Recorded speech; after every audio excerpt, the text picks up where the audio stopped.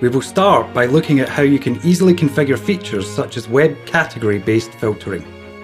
Then we will look at how these features can be expanded to individual controls that can be applied to an end user's browsing and web application activities.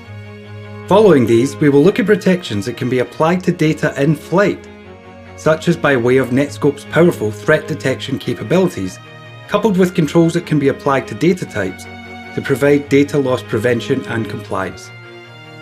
Then we will look at how Netskope's API integration can provide full visibility of cloud storage apps, as well as providing the same threat protection and data loss prevention to data at rest that is stored therein.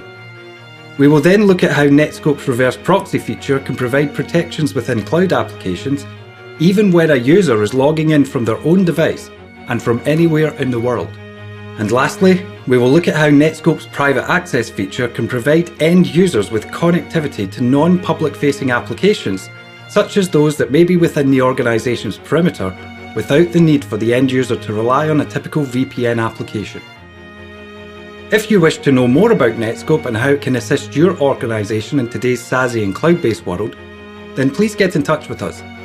at info@somerfordassociates.com, and thank you for watching.